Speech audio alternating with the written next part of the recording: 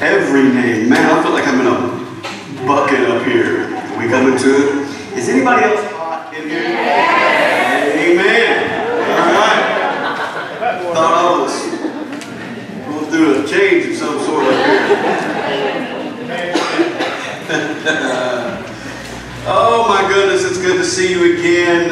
Good to hear you singing, praising and worshiping as we take a little bit of review time in our study. As we continue on, we're making our way into the third commandment today. I know you're excited to see part 1 on the screen as we endeavor to take these 10 commandments apart.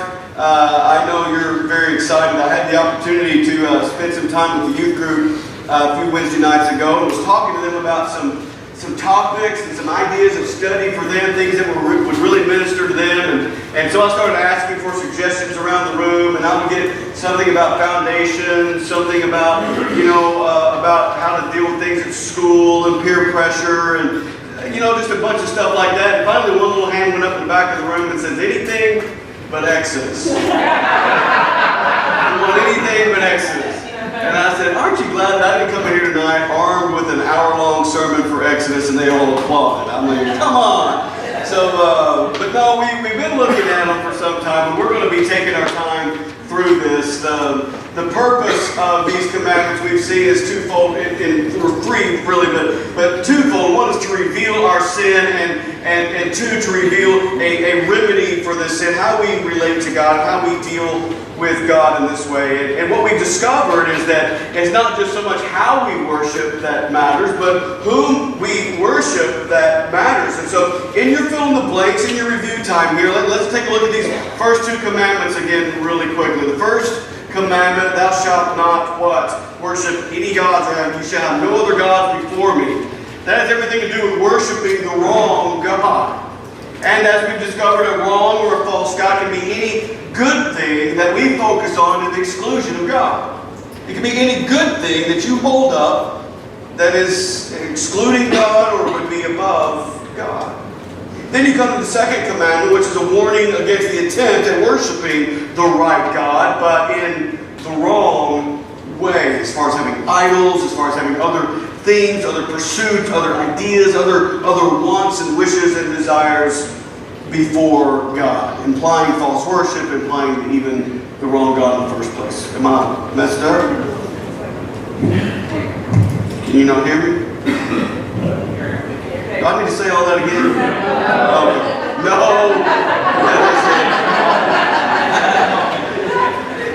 I want you to know I've listened to your youth group, and because of I listened to your youth group, and because we had our time together, and also in telling them, as like I told you, we are slowing down a little bit in the Exodus to make sure that we squeeze every little morsel out of this as we can. It may be another 30 years before we come back to Exodus in this way. But the third commandment continues the warning about how to relate with this God. How to relate with God, how to relate with each other. And the third commandment, what does it really mean? We'll get to it in just a moment. But I'm going to divide, because I've been spending time with the youth there and I've heard from them, I'm going to divide our time and our study a little bit into 2 pieces. There's a good part about that. First of all, there's 2 significant components of this commandment. It's not long in nature, but in the very concept of what it entails, I wanted to break it up in 2 pieces. So the good news is that both of these sermons will be shorter than what would have been a very lengthy sermon in the first piece. So in that you can rejoice, all right? So we're going to take them in 2 parts. There's a theological part of it that we're going to deal with today, and then the pragmatic or the practical part next week in discerning what this really means. In the theology part, where we really hone in and learn all we can know about God. And the title of today's message, The Name That We Honor, when it comes to taking the Lord's name in vain. And I really have a practical piece of this. I've got a top 10 list of sorts that I've created for you next week, and how we misuse the name. All right? Some common, practical, current, contemporary ways in which we violate this commandment. But I felt so compelled in the study to say, man, before we get to the practicality part of that and the punishment part of that, if we break that law, there needs to be a really honing in on the name itself to make sure that it lays the foundation for its reverence, its holiness, its awesomeness, the awe that we have when we come before God, and the way we treat Him, and the way we identify Him, and the way He identifies with us. And so before we get to the highly practical part next week, we've shortened the sermon to get to this theological component today that says this is who God is, this is His name, this is the way He's introduced Himself to humanity. And I want to begin with this quote today from Stephen Carter's book, God's Name in Vain. He says this: in truth, there is probably no country in the Western world where people use God's name quite as much, or quite as publicly, or for quite as many purposes as we Americans do. The third commandment notwithstanding. Few candidates for office are able to end their speeches without asking God to bless their audience, or the nation, or the great work we are undertaking. But everybody is sure that the other side is insincere. Athletes thank God often on television after scoring the winning touchdown because, like politicians, they like to think God is on their side. Churches erect huge billboards and take out ads in the paper. God's will is cited as a reason to be against gay rights and a reason to be for them. God has said not to tolerate poverty or abortion or nuclear weapons. Everyone who wants to change America and everybody who wants not to change understands the nation's love affair with God's name, which is why everybody invokes it. And so approximately 5,000 years ago comes etched in stone the recorded third commandment: you shall not take the Lord's name in vain. Write that in your notes today. Fill in that blank if you would. Let's just put that down on paper and make sure that it locks in with us. I'm going to do just a really quick exposition of some of the words in this that to help lay the foundation for this. We'll refer to it again next week. But you shall not take the Lord's name in vain. First of all, who is the you? Circle the word you. The word you refers to the immediate context of Israel and ultimately all humanity, especially believers, as we are adopted into Israel, as we are adopted into the family of God, implying that God wants His name known and honored by all people. This is not just a commandment for Christians. This is a commandment for everybody. And so when you hear other people taking the Lord's name in vain, does that give you the right to be their policeman and say, whoa, whoa, whoa, who do you think you're talking to? Maybe. But God wants His name known and honored in all the earth. And we see that in various pieces of Scripture, in many places of Scripture. And I'd invite you, I know you already have Exodus open to Exodus 20, but I'm going to invite you to turn back to Exodus 9 because I wanted to read a few verses from there. We're going to kind of spend our time away from Exodus 20 as this has become a more topical sermon today on the name of the Lord. So as you find your place there in this immediate quick exposition of this third commandment, stand with me if you would from Exodus chapter 9 and let's look at what God said. Now in context, God is speaking through Moses to Pharaoh and to the Egyptians as he is in the middle of the plagues. All right, he's made his way. He's just completed the 6th plague. We're on the home stretch of God being able to take His people out of Egypt. And in verse 14. God uses Moses to tell Pharaoh, this time I will send all my plagues on you and your servants and your people, so that you may know that there is no one like me in all the earth. Hear that again in verse 14. I'm sending all my plagues on you so that means here comes the reason, therefore that you may know that there is no one like me in all the earth. For if by now I have put forth my hand and struck you and your people with pestilence, you would then have been cut off from the earth. But indeed, for this reason, I have allowed you to remain, in order to show you my power, and in order to proclaim my name through all the earth. You want to know the purpose of the plagues? There was, yes, deliverance from His people out of Egypt, and to set them at the foot of this holy mountain so He could give His law to them, so they would know how to interact with Him, so they would be in His family. But what is this family supposed to do? The family is supposed to live like God to take on his nature, to take on his DNA, and then to go share that. You think that everything that happened in Egypt stayed in Egypt? No. All that went before them. So even before they got into some of these strange lands, some of these foreigners had already heard about them. And they were already going, man, we don't want to mess with a God like that. That his name and his power may be proclaimed through all the earth. Thank you. You may have a seat. So the you in the original context is to and toward Israel, but ultimately it's for all humanity. Now, what does it mean to take the Lord's name? To take the Lord's name is two pieces. Now, when you look at the Hebrew for this, the first part means to take up, to lift up, to exalt. That means that there is a name that is above every other name. But the most realistic description of this take the Lord's name is to strap on, is to bear it, all right? To bear the name, to put on, to actually carry the name. You can circle that in your notes today, to carry the name. So you, Israel, you all humanity, especially believers, you are to carry the name of the Lord wherever you go. But don't do it in vain. In vain. In your blank there you can put to falsely represent.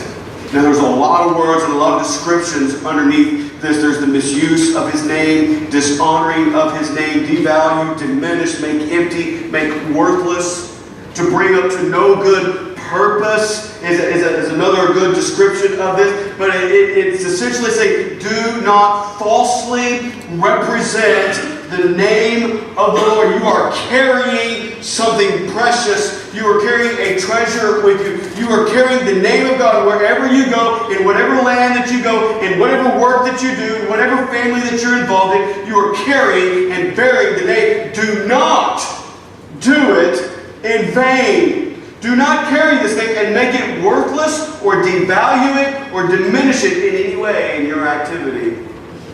Now this implies a lot more than just speaking the name in a cursing way, doesn't it? And we're going to look at all those ways next week. So let's talk about what's in a name. Why do we put so much emphasis on this? Well, a name typically marks or identifies us. It's a label that associates us, that separates us from one another, right? So when I think of David Wirt, I think of certain characteristics about David Wirt. When I think of Angela Rouse, I think of different characteristics of Angela Rouse. There are names. When I hear a name, all of a sudden the face comes into my mind. Certain characteristics and components about them come into my mind. There's a feeling of safety or excitement or encouragement when I think about them and how they're put in my path and the relationship that we have forged together. And then there is the fact of what Israel is doing every time they give another description, another name for God's revelation. In Israel, a name was inseparable from the person.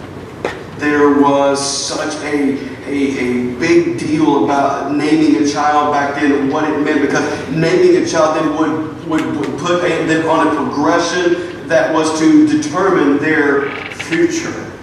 My name is Christopher. It means Christ follower. I think my parents thought and hoped in some shape, form, or fashion that there would be a Christ following that would follow me all the days of my life. We named my son Caleb, and in Hebrew that means faithful dog. And so we kind of hope that we can pet my son. Faithfulness was there, but it also means dog, and he is a little tore up about that when he gets into the Hebrew. But faithfulness is what we were going for at the time. And then but we choose names because they sound good. We choose names because they're popular. We choose names because they're not popular. We want our child to stick out. But for Israel, there was an inseparateness there that said that whoever this child is going to be named after, that's who they're going to be like. They're going to take on their characteristics. They're going to take on their name and what that meant. So when God speaks, whether it's by a burning bush in chapter 3, or whether it's in Egypt when he's talking about the plagues here in 9, or whether it's at the foot of the mountain in chapter 20, he's introducing himself. He's revealing himself and his character and his nature and his attributes. In your blank today, you can say this: his name was used to express his divine essence. All that he was, the core of who God is, was expressed in this name. We talked to you last week in Isaiah. It says, I am the Lord, and that is my name. I will not give it to another. I will not yield it. I will not share my glory to any other. There is no other name. There is no other glory that's going to be shared in this way. In Psalm 106, the great summary psalm of the history of Israel, it says, our fathers in Egypt did not understand your wonders. They did not remember your abundant kindness. Nevertheless, he saved them. Why? For the sake of his name, and that he might make his power known. God wants his name known and honored throughout all the world. There is salvation in his name. We sing this song often in our churches from Psalm 8. O Lord, how majestic is your name in all the earth. In Psalm 111, it says that his name is holy and awesome, awe-inspiring. In Psalm 29, it says to ascribe to the Lord the glory due his name. He is due salvation, majesty, holy, awesome, and glory due his name. And then Jesus gives us the model prayer to pray, our Father who is in heaven, hallowed be your name. What is the name that is above every name? What is the name that is to be hallowed? In their context, in their day, God introduces himself as Yahweh. Yahweh. In Exodus chapter 3, if you've been in Exodus 9, I want to go back and pick up again the introduction that God says. And this is at the burning bush. He's introducing himself to Moses. And in verse 10 of chapter 3, it says, therefore come now, and I will send you to Pharaoh, so that you may bring my people, the sons of Israel, out of Egypt. But Moses said to God, who am I, that I should go to Pharaoh, that I should bring the sons of Israel out of Egypt? And God says, certainly I will be with you, and this shall be the sign to you that it is I who have sent you. When you have brought the people out of Egypt, you shall worship God at this mountain. Then Moses said to God in verse 13, behold, I'm going to the sons of Israel, and I will say to them, the God of your fathers has sent me to you, and they may say to me, what is his name? What shall I say to them? And God said to Moses, Yahweh, I am who I am. Thus you shall say to the sons of Israel, I am has sent me to you. God introduces himself to his people. He reveals himself to Moses and to them as the great I am. Now, Israel, throughout their journey from chapter 3 to chapter 20, for sure learned that this name is much more than just a tag or a label or just another name, right? God is his attributes. And so they began to learn, they began to see that God is not just loving, he is love. He's not just wise, he is wisdom. He is not just and righteous, he is justice. And as we saw last week, he's not just a jealous God, zealous for his name and his fame, but his name is jealous.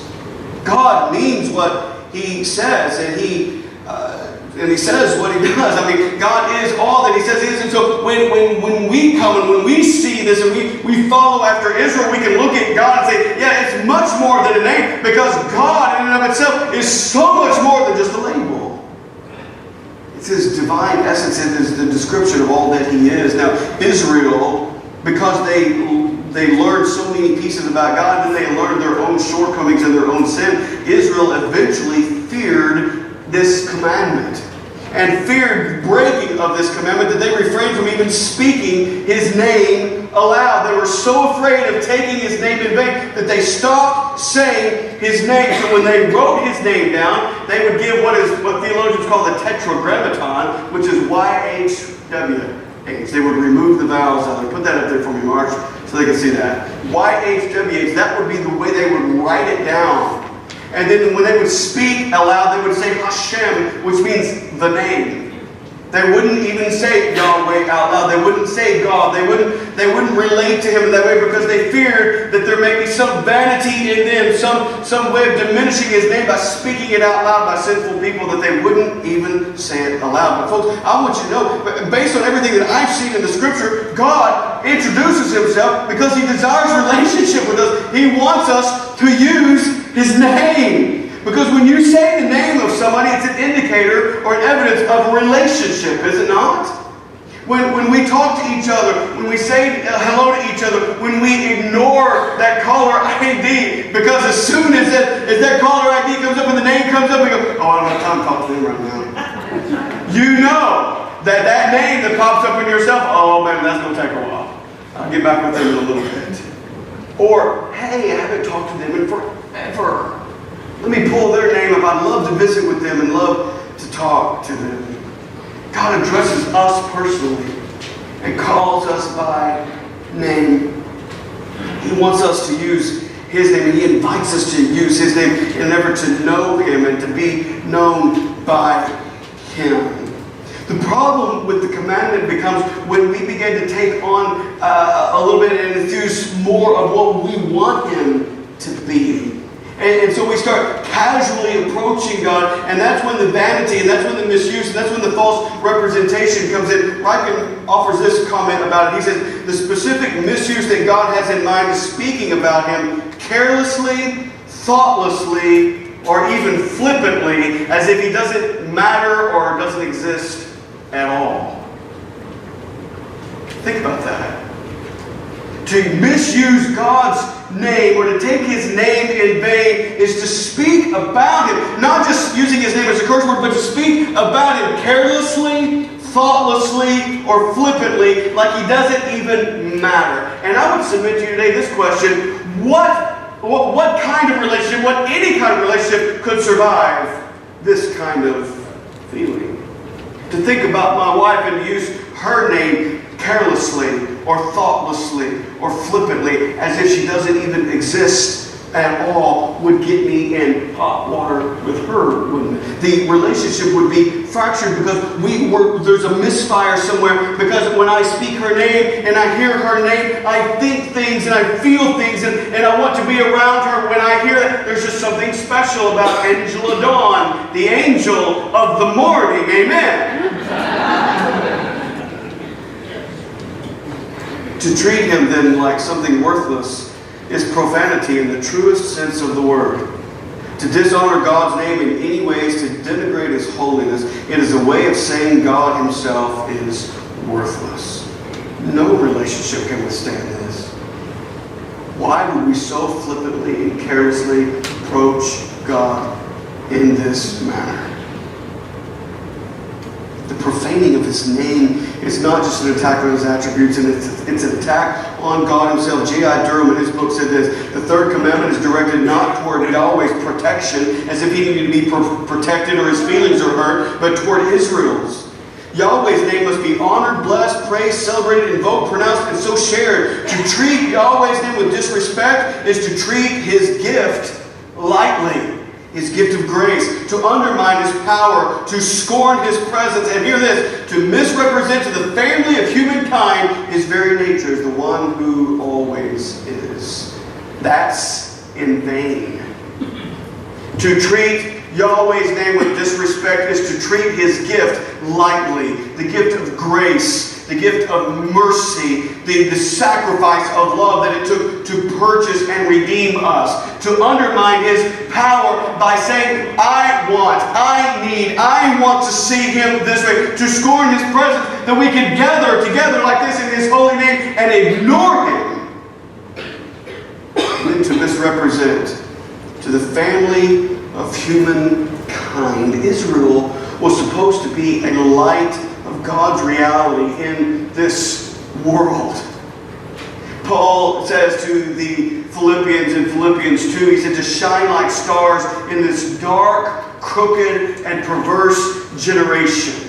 He says that right after he says that there is a name that is above every other name, and that the name of what? Jesus, every knee will bow and every tongue will confess that Jesus Christ is Lord. The unbelieving, pagan, crooked, perverse generation, cursed and tainted by sin, under the bondage to Satan, was to hear, see, and know God because of the testimony and the behavior of God's chosen people.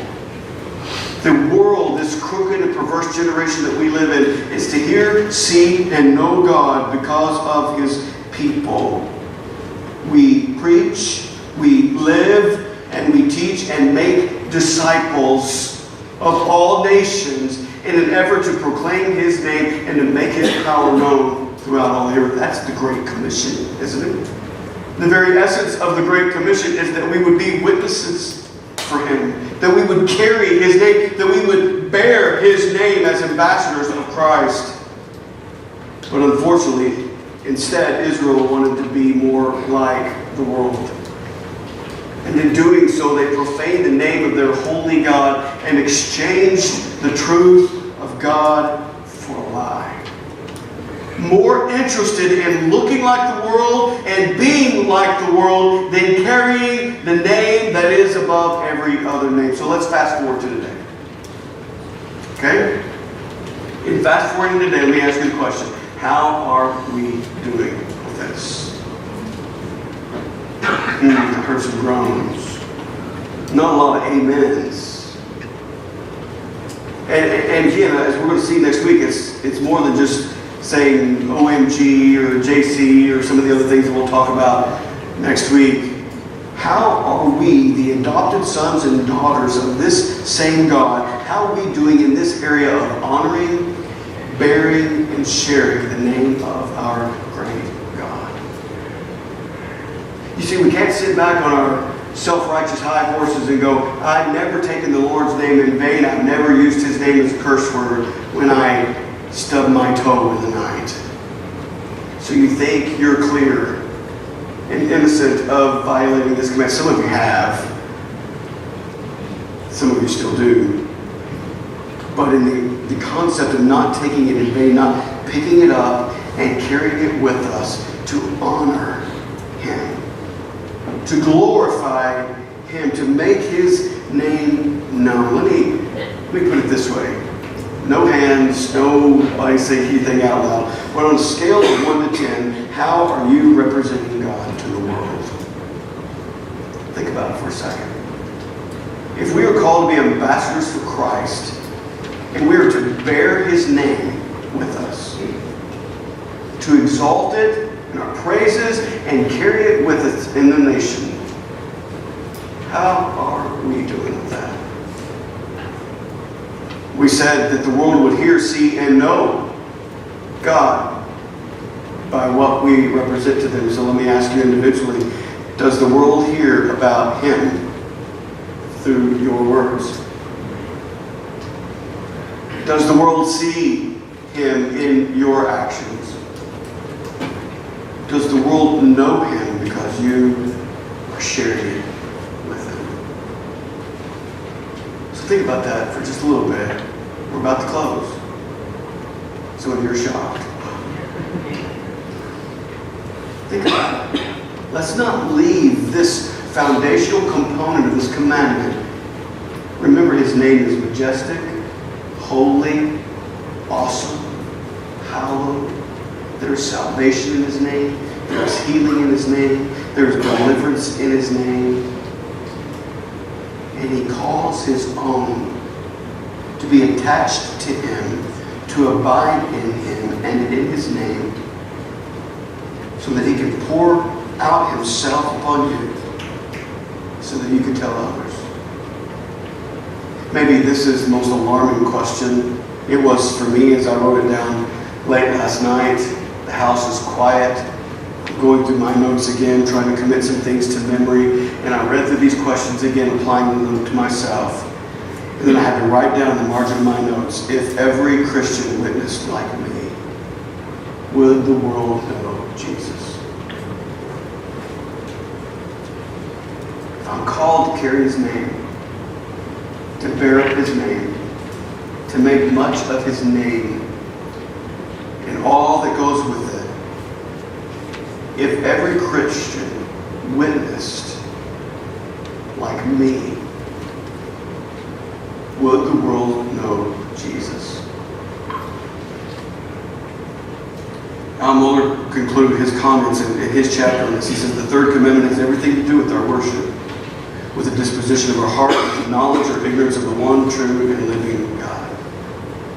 The command, hear me, the command reaches to the depths of our discipleship, and it extends to everything we touch and everything that we think that is even remotely theological or spiritual. Carrying the name, it extends to our marriages, to our parenting, and the totality of our lives, because God makes total claim upon us by His name.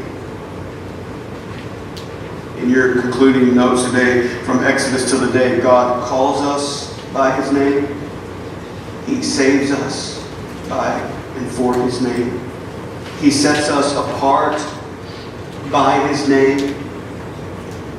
And then, folks, He commissions us in His name to carry His name to the uttermost parts of the world.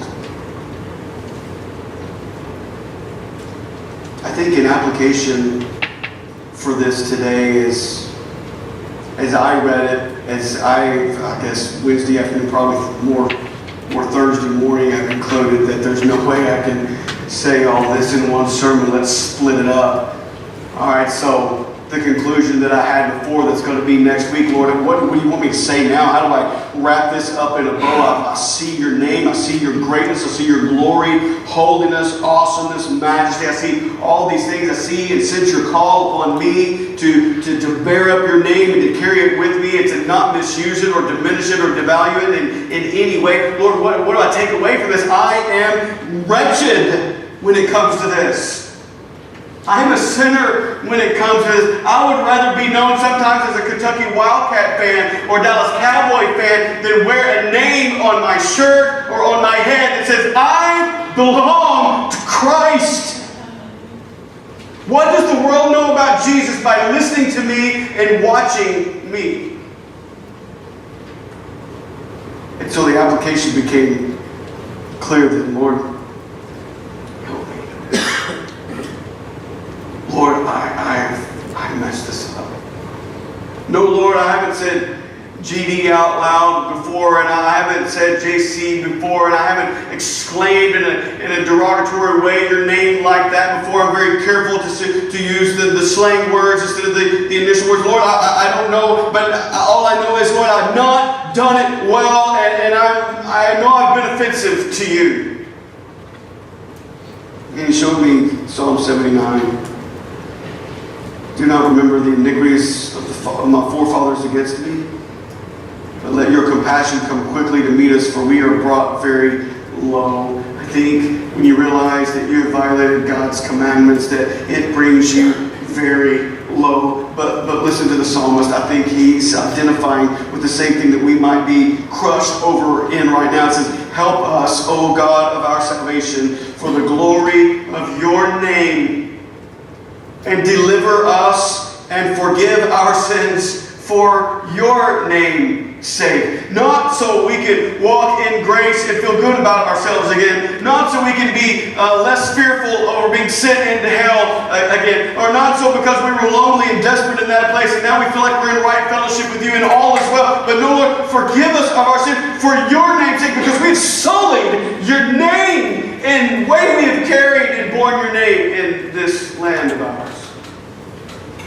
The very silence, the things that we take into the world, in our workplace, in our families, and just the way we flippantly throw His name around. We cannot do that anymore. So looking from the past to the present, it is this: help us, oh God, deliver us and forgive us. Now going forward, the question going forward will be, will you honor and obey His command? Will you honor and obey Him? Will you find this place of lawlessness and desperation and ask God to deliver you and forgive you and bring you into right fellowship with Him? So there is a proper understanding of His name and yours, His greatness and yours. We're to be known as Christians. The very namesake that we carry by what? By the love for our God and the keeping His commandments, by the love that we have for each other, by honoring and bearing and sharing His holy name. Bless the Lord, O my soul. Bless His holy name. And in Psalm 103 it says, forget none of His benefits. If you need to read back through that and find a few that apply to you, bless Him. Praise Him. exalt Him. But don't belittle. Do not take the Lord's name in vain. Next week, we will get into the practical manifestations of this. And just when you thought you were in the clear, I think we'll find next week the things that we need to avoid, the things that we need to watch out for, the things that we find ourselves slipping into very quickly. That's where we're headed next week. But I couldn't let this part of it go. So in the short time that we've had together today, let's look back. Blessed be the name of the Lord. Blessed be your name. Do you remember what the verses said? When the sun's shining down on me, what didn't it feel good after yesterday to awaken this morning with the sun shining down on your sleepy, spring-forward self?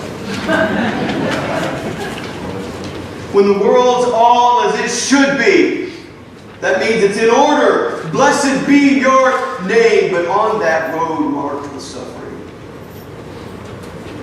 and there's pain in the offering, blessed be your name.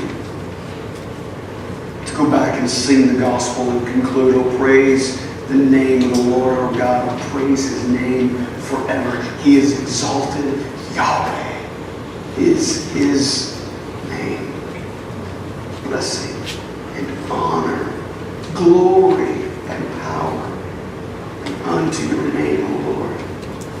May I not stand in the way of that.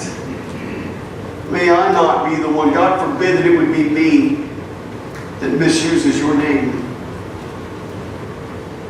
devalues and diminishes it. Heavenly Father, Yahweh,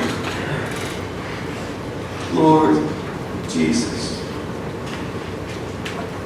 may your name be exalted among the nations. Your name is great, and it is greatly to be praised.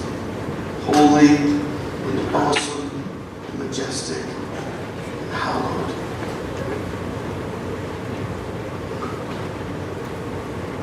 May we once again today remember